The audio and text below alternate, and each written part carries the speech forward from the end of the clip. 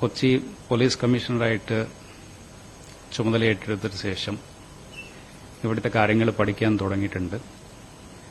അപ്പോൾ ഈ ഒരു ചുമതല എന്നെ ഏൽപ്പിച്ചതിനെ മറ്റ് ഈ കാര്യങ്ങളെല്ലാം ചെയ്യുന്നതിന് എനിക്ക് വളരെയേറെ സന്തോഷമുണ്ട്. അപ്പോൾ ഞാൻ ഇന്ന് പ്രസ് ക്ലബ്ബിൽ വന്നിട്ട് നിങ്ങളോട് അദ്ദേഹം എന്നോട് പറഞ്ഞത് ആദ്യം ഇതൊരു meet the press, meet the media, meet with the media എന്നതാണ്. അപ്പോൾ പരിചയപ്പെടാനുള്ള ഒരു അവസരം കൂടിയാണ് ആയിട്ടാണ് ഞാൻ മനസ്സിലാക്കുന്നത്.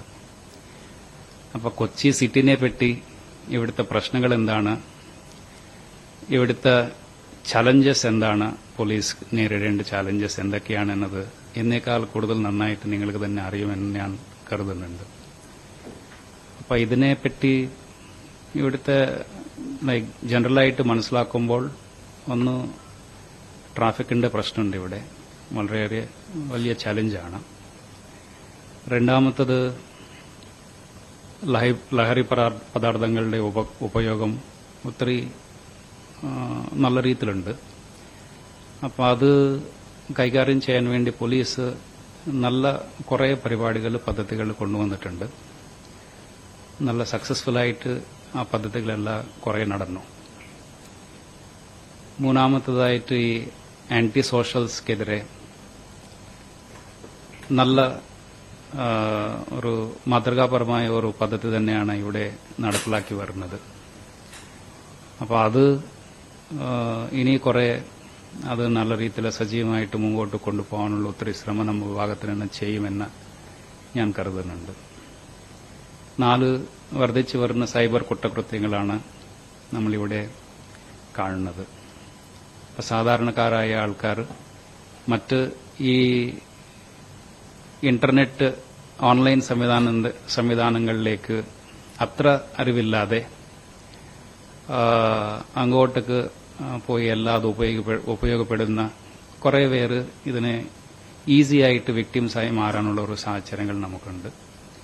അപ്പം അതിലെ ആ ഒരു സാഹചര്യത്തിൽ നമ്മൾ ഏത് രീതിയിലുള്ള ഈ കാര്യങ്ങൾ, ഈ പ്രശ്നങ്ങൾ പരിഹരിക്കാമെന്നത് കൂടെ നമ്മൾ പ്രയോറിറ്റി ആയിട്ട് എടുത്തിട്ട് നോക്കാനാണ് ഉദ്ദേശിക്കുന്നത്. എൻഫോഴ്സ്മെന്റ്, എഡ്യൂക്കേഷനാണ് 2 ഭാഗങ്ങളുള്ളത്.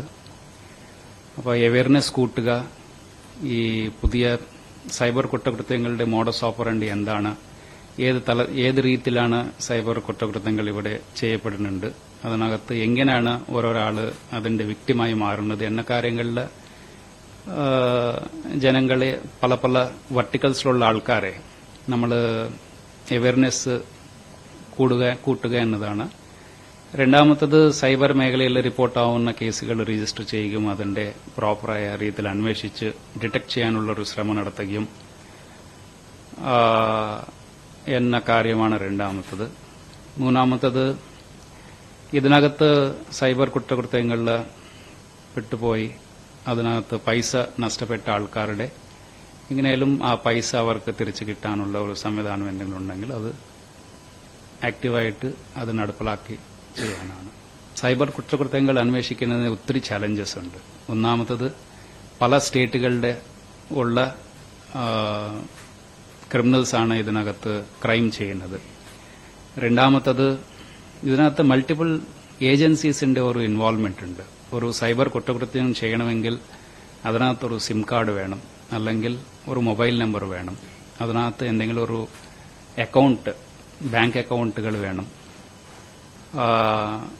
മൂന്നാമത്തത് അവർ കമ്മ്യൂണിക്കേറ്റ് ചെയ്യാനുള്ള എന്തെങ്കിലും ആപ്ലിക്കേഷൻ, വാട്സാപ്പ്, ടെലിഗ്രാം അതുപോലെയുള്ള ആപ്ലിക്കേഷൻസിന്റെ ഒരു മീഡിയ, അത് ആ ഒരു മീഡിയ കൊണ്ടാണ് ഒരാളെ ബന്ധപ്പെടുകയും മറ്റ് അവരുള്ള പൈസ അങ്ങോട്ടേക്ക് എടുക്കുകയും ചെയ്യുന്നത്. അപ്പോൾ ഈ 3 ഏജൻസീസ് നിന്ന് നമുക്ക് ആവശ്യമുള്ള ഡേറ്റ അല്ലെങ്കിൽ ഇൻഫർമേഷൻ കിട്ടിയാൽ മാത്രമേ നമ്മൾ ഈ കുറ്റകൃത്യങ്ങൾ നടത്തുന്ന ആൾക്കാർ അടുത്തേക്ക് എത്താൻ സാധിക്കും. സോ ആ ഒരു പല സമയങ്ങളിൽ ശരിക്കും നമുക്ക് ഈ സിം കാർഡുകൾ, അക്കൗണ്ടുകൾ ആരുടെ പേരിലാണ് ഉള്ളത് അവരല്ല അത് ഉപയോഗിക്കുന്നത്. ഇതെല്ലാം ഫേക്ക് പേരുകളിൽ, ഫേക്ക് അക്കൗണ്ടുകളിലാണ് ആക്ച്വലി ഇതെല്ലാം പോകുന്നത്. അപ്പോൾ അത്തരത്തിലുള്ള സാഹചര്യങ്ങളിൽ നമുക്ക് അതൊരു ചലഞ്ചാണ്. ആ ഒരു ചലഞ്ചിനെ ഓവർകം ചെയ്യണമെങ്കിൽ നമ്മൾ കുറച്ചുകൂടി പുതിയ ഒരു പദ്ധതി ഇൻവെസ്റ്റിഗേഷൻ മെത്തഡോളജീസ് നമ്മൾ കണ്ടുപിടിക്കണം. മറ്റ് ഡിപ്പാർട്ട്മെന്റ്സിന്റെ ഒരു കോഓപ്പറേഷൻ കോർഡിനേഷൻ കുറച്ച് കൂടുതൽ വേണം. അതുപോലെ തന്നെ ഇന്റർ സ്റ്റേറ്റ് കോർഡിനേഷൻ കൂടെ കൂടുതലായി ഉണ്ടാവണം. അപ്പോൾ ഈ ഒരു കാര്യത്തിൽ I4C എന്ന ഒരു സ്ഥാപന നാഷണൽ ലെവലിലുണ്ട്. അതിന്റെ നോഡൽ ഏജൻസീസ് എല്ലാ സ്റ്റേറ്റുകളിലുണ്ട്. അവരുടെ കുറെ സേവനങ്ങൾ നമുക്ക് നല്ല രീതിയിൽ ഉപയോഗപ്പെടുത്താൻ സാധിക്കുന്നുണ്ടെങ്കിൽ മേ ബി നമുക്ക് കുറച്ച് റിസൾട്ട് ഉണ്ടാക്കാൻ സാധിക്കും. ആക്ച്വലി ഇവിടെ ഇതുവരെ റിപ്പോർട്ടായിട്ടുള്ള കേസുകളിൽ ഏത് തലത്തിലുള്ള കേസുകളാണ് എന്നതൊന്നും വേർതിരിച്ച് മനസ്സിലാക്കിയിട്ട് അതിന്റെ അടിസ്ഥാനത്തിൽ നമുക്ക് ചെയ്യേണ്ടി വരും. I4C Indian cyber crime coordination centre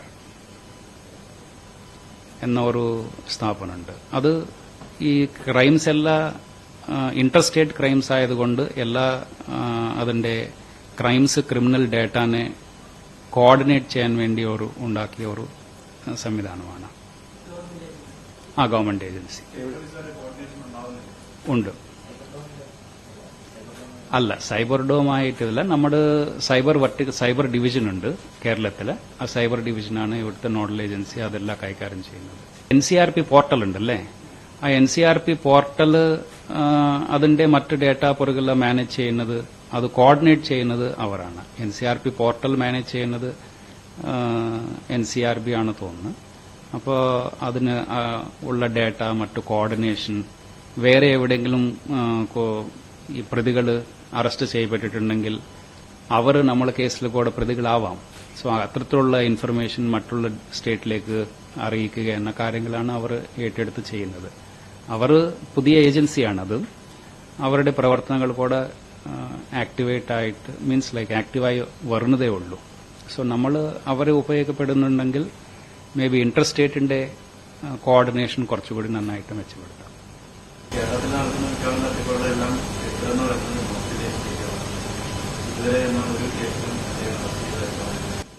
അങ്ങനെയല്ല, കുറെ കേസുകളിൽ നമ്മൾ അറസ്റ്റ് ചെയ്തിട്ടുണ്ട്. നിങ്ങൾക്ക് അറിയുന്നുണ്ടെങ്കിൽ റീസെന്റ്ലി അലപ്പിയിലാണ് നമ്മളൊരു 7 കോടി രൂപ നഷ്ടപ്പെട്ടിട്ടുള്ള ഒരു കേസിൽ ഒരു പ്രധാനപ്പെട്ട പ്രതിയെ അത് അറസ്റ്റ് ചെയ്ത് കൊണ്ടുവന്നിട്ടുണ്ട്. അവരോടൊപ്പം ജോലി ചെയ്തിട്ടുള്ള മീൻസ് ലൈക്ക് കുറ്റകൃത്യങ്ങളിൽ പങ്കെടുത്തിട്ടുള്ള കുറെ ആൾക്കാരുടെ വിവരങ്ങൾ കൂടെ അവിടെ കിട്ടിയിട്ടുണ്ട്. അതുപോലെ നമുക്ക് ഡിറ്റക്ഷൻ കുറേയുണ്ട്. പക്ഷേ ഇനി ഒത്തിരി വർക്ക് അതിനകത്ത് ചെയ്യാനുണ്ട്. അപ്പോൾ പല പദ്ധതികളുണ്ട്. നമ്മുടെ നമ്മുടെ ഇൻഫർമേഷൻ നമ്മൾ തന്നെ ഇടുക. പല ഫേസ്ബുക്ക് അക്കൗണ്ടുകളിലോ സ്റ്റേറ്റസ് ആയിട്ട് പോസ്റ്റ് ചെയ്യുകയോ, മറ്റ് നമ്മളൊരു പുതിയ വണ്ടി വാങ്ങിച്ചു അപ്പോൾ അതിന്റെ കൂടെ ഫോട്ടോ എടുത്തിട്ട് നമ്മൾ അപ്ലോഡ് ചെയ്യുകയോ, മറ്റ് അങ്ങനെ നമ്മൾ ആക്ച്വലി പല ആൾക്കാരുടെ കാർഡിന്റെ ATM കാർഡിന്റെ ഫോട്ടോകൾ പോലും അതിനകത്ത് വെച്ചിട്ട് ഫോട്ടോ അവിടെ സോഷ്യൽ മീഡിയ വഴി പോസ്റ്റ് ചെയ്ത സംഭവങ്ങൾ നമ്മൾ കണ്ടിട്ടുണ്ട്. അപ്പോൾ ഈ എല്ലാ കാര്യങ്ങളും ഉപയോഗിച്ചിട്ട് ജനറൽ ആയിട്ടുള്ള ഒരു ഇൻഫർമേഷൻ കളക്ട് ചെയ്യുന്ന കുറെ ആൾക്കാരുണ്ട്. അത് സോഷ്യൽ എഞ്ചിനീയറിംഗ് പദ്ധതി എന്നതാണ് പറയുന്നത്. അതുപോലെ തന്നെ ഡേറ്റ ലീക്സ് ഉണ്ട്. പല സിസ്റ്റംസിൽ നിന്ന് പല കാരണങ്ങൾ കൊണ്ട് നമ്മൾ ഡേറ്റ പുറത്തു പോകുന്ന സംവിധാനങ്ങളുണ്ട്. അതുപോലെ തന്നെ കുറെ ആൾക്കാർ സേഫ്റ്റി സെക്യൂരിറ്റി എന്ന കാര്യങ്ങൾ അത്ര നോക്കാതെ കുറെ ആപ്ലിക്കേഷൻസ് ഡൗൺലോഡ് ചെയ്യുന്നുണ്ട്. അപ്പോൾ ആ ആപ്സ് എല്ലാം എന്ത് ചെയ്യുമെന്നത് ഫ്രീ ആയിട്ട് സർവീസസ് നൽകുന്ന ആപ്സ് ആയിരിക്കും. അപ്പോൾ ആ ആപ്സ് ആ ഫ്രീ സർവീസസ് കൊടുക്കുന്നതോടൊപ്പം എന്തെല്ലാം അങ്ങോട്ടേക്ക് എടുക്കുന്നുണ്ട് എന്ന വിഷയങ്ങൾ ആൾക്കാർക്ക് അറിയില്ല. അപ്പോൾ അങ്ങനത്തത് കുറെ നമ്മൾ സൈബർ സേഫ്റ്റിയുടെ ഒരു ബെസ്റ്റ് പ്രാക്ടീസസ് പാലിക്കാതെ നമ്മൾ കുറെ ആക്ടിവിറ്റീസ് ചെയ്യുമ്പോഴാണ് നമ്മുടെ അടുത്തുള്ള കുറെ ഡേറ്റ പല കാരണങ്ങൾ കൊണ്ട് പല രീതിയിൽ നഷ്ടപ്പെടുന്നത്. ആ നഷ്ടപ്പെട്ട ഡേറ്റ പല പദ്ധതികളിൽ ഈ ക്രിമിനൽസ് അടുത്തേക്ക് എത്തുകയും അവർ അത് വേറെ ക്രൈംസ് ചെയ്യാൻ വേണ്ടി ഉപയോഗപ്പെടുത്തുകയും ചെയ്യുന്നുണ്ട്. റെസിഡൻഷ്യൽ അസോസിയേഷൻസ് മുഖാന്തരമോ അല്ലെങ്കിൽ ഓരോ പ്രൊഫഷണൽ ഏജൻസീസ് ഉണ്ട്. അപ്പോൾ പ്രൊഫഷണൽ ഏജൻസീസിന്റെ അവരുടെ സംഘടനകൾ അവരുടെ അസോസിയേഷൻസ് അവർ മുഖാന്തരമോ മറ്റ് സ്കൂൾ കോളേജുകൾ കേന്ദ്രീകരിച്ച് കുറേ ആക്ടിവിറ്റീസ്, അങ്ങനെ നമുക്ക് ഓരോ മേഖലയിലുള്ള ഓർഗനൈസ്ഡ് ആയിട്ടുള്ള ഒരു ടീമിലെ കൂടെ നമുക്ക് ചെയ്യാൻ സാധിക്കുന്നുണ്ടെങ്കിൽ നമുക്ക് കുറച്ചുകൂടി ബെറ്റർ ആവും. നമുക്കല്ലെങ്കിൽ ഇങ്ങനെ ഒരു മീറ്റിംഗ് വിളിച്ച് ഒരു കുറേ പേര് നമ്മൾ ട്രെയിൻ ചെയ്യാം, അവയർനെസ് കൊടുക്കാം. ഫോർ ഇൻസ്റ്റൻസ് ലൈക്ക് ഈ ഉണർവ് എന്ന പരിപാടി ഇവിടെ സിറ്റിയിൽ തുടങ്ങിയിട്ട് ശേഷം നാർക്കോട്ടിക്സിന്റെ കാര്യത്തിൽ ഏകദേശം ഒരു 35,000-40,000 ആൾക്കാർക്ക് ഇതുവരെ അവയർനെസിന്റെ ക്ലാസുകൾ കംപ്ലീറ്റ് ആയി. അപ്പോൾ അതുപോലെ ആ ഒരു പദ്ധതികൾ നമ്മൾ എടുക്കാം. നെക്സ്റ്റ് ചെറിയ ചെറിയ റീൽസ്, വീഡിയോസ് അങ്ങനെ എന്തെങ്കിലും ചെയ്യാൻ സാധിക്കുന്നുണ്ടെങ്കിൽ നമ്മൾ അക്കൗണ്ടുകളിലേക്ക് ചെറുത് എടുത്ത് സ്പ്രെഡ് ചെയ്യാൻ വേണ്ടിയുള്ള പരിപാടി നോക്കാം. അങ്ങനെ പല പദ്ധതിയിലെ അവയർനെസ് ചെയ്യാനാണ് ഉദ്ദേശിക്കുന്നത്. അപ്പോൾ പോലീസ് നല്ല രീതിയിൽ പ്രവർത്തിക്കുന്നുണ്ട്. ഇപ്പോൾ കഴിഞ്ഞ ഈ വർഷം തന്നെ നമ്മൾ എടുത്താൽ ഇവിടെ 27 കമേഴ്ഷ്യൽ ക്വാണ്ടിറ്റി കേസ് ഡിറ്റക്ട് ചെയ്യപ്പെട്ടിട്ടുണ്ട്. ഇപ്പോൾ പോലീസിന്റെ ആക്ഷൻ കുറച്ചുകൂടി ശക്തമായി. അതുപോലെ തന്നെ അവയർനെസ് ക്യാമ്പുകൾ, ഞാനിപ്പോൾ പറഞ്ഞ പോലെ ഈ ഉണർവ് എന്ന് പറഞ്ഞിട്ടുള്ള പദ്ധതി ഉപയോഗിച്ചിട്ട് നമ്മൾ ജനങ്ങളുടെ അടുത്തേക്ക് കുറച്ചുകൂടി മീൻസ് ലൈക്ക് ഇതിന്റെ കാര്യങ്ങൾ, അതിന്റെ ഇൽ ഇമ്പാക്ട്സ് എന്താണ് എന്ന കാര്യങ്ങളെല്ലാം നമ്മൾ എത്തിക്കുന്നുണ്ട്. സോ ഇനി ചെയ്യാനുണ്ട്. അങ്ങനെ ഇത് കുറച്ചുകൂടി ആക്റ്റീവായിട്ട് നമുക്ക് ചെയ്യാൻ സാധിക്കുന്നുണ്ടെങ്കിൽ മറ്റ് സമൂഹത്തിൽ വർദ്ധിച്ചു വരുന്ന ആക്ടിവിറ്റീസ് മീൻസ് ലൈക്ക് എന്തെങ്കിലും ഇതുപോലെയുള്ള പ്രശ്നങ്ങൾക്ക് ലൈക്ക് കുറച്ചുകൂടി അവയർനെസ് ആയിട്ട് കുറച്ചുകൂടി പ്രൊയാക്റ്റീവായിട്ട് ഉള്ള പബ്ലിക് കൂടെ ഉണ്ടെങ്കിൽ നമുക്ക് കുറച്ചുകൂടി ബെറ്ററായിട്ട് ചെയ്യാൻ സാധിക്കും ആയിരിക്കാം. സോ അങ്ങനെ നമ്മൾ ഇതുവരെ ചെയ്യുന്ന ഈ ഡിറ്റക്ഷന്റെ കാര്യങ്ങളും മറ്റ് അവയർനെസിന്റെ കാര്യങ്ങളും ഇനി കുറച്ചുകൂടി ശക്തമാക്കാൻ വേണ്ടിയുള്ള നടപടി ചെയ്യാം. മറ്റ് അദ്ദേഹം പറഞ്ഞ പോലെ നൈറ്റ് കൂടുതൽ ആൾക്കാർ നിൽക്കുന്ന സ്ഥലങ്ങൾ അതുകൂടെ നമ്മൾ വെരിഫൈ ചെയ്യാം. ഇവിടെ പ്രധാനപ്പെട്ട ക്രിമിനൽസിന്റെ മാപ്പിംഗ് ചെയ്യാനുള്ള ഒരു പദ്ധതി ഒരെണ്ണം നടപ്പിലാക്കി വരുന്നുണ്ട്.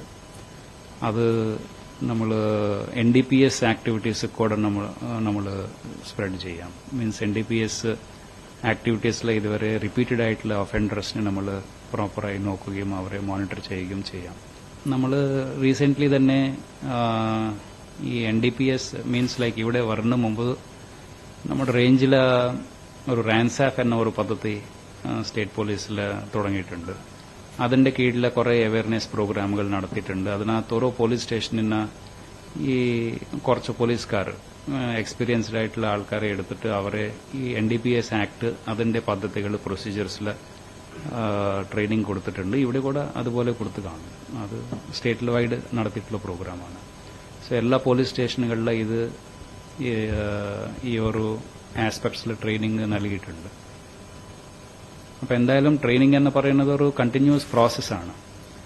സോ അത് നമ്മൾ അത് കണ്ടിന്യൂസ് ആയിട്ട് ചെയ്യാൻ നോക്കും.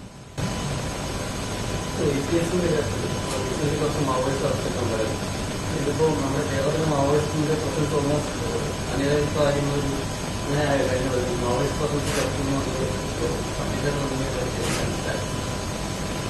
അല്ല, അങ്ങനെ പറയാൻ പറ്റില്ല.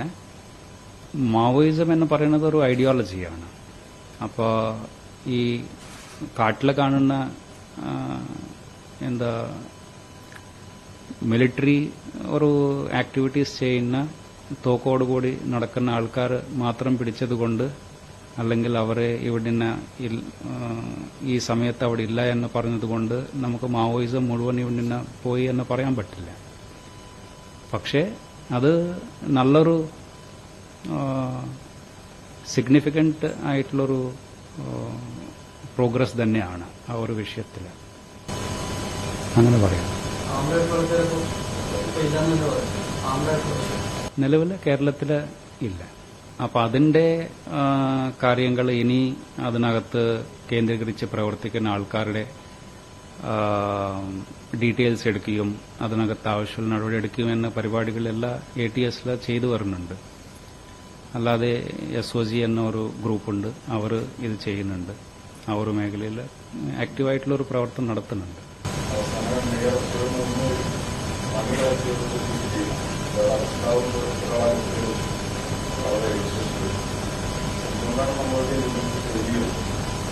ഇതൊക്കെ ഇന്റലിജൻസ് ഫെയില്യൂർ എന്ന് പറയാൻ പറ്റില്ല. ഇത് അവരുടെ ആക്ടിവിറ്റീസ് ചെയ്യുന്നുണ്ട്, നമ്മൾ ചെയ്യുന്നുണ്ട്. അപ്പോൾ അവർ കുറെ കാര്യങ്ങൾ നമുക്ക് ഇത് ഇത്ര ഒരു രീതിയിൽ നമുക്കിത് ആക്ച്വലി ആൾക്കാരെ ട്രേസ് ചെയ്യും, അവരെ പിടിക്കപ്പെടും എന്ന ചെയ്യുന്നത് തന്നെ ഇന്റലിജൻസിന്റെ സക്സസ് തന്നെയാണ്.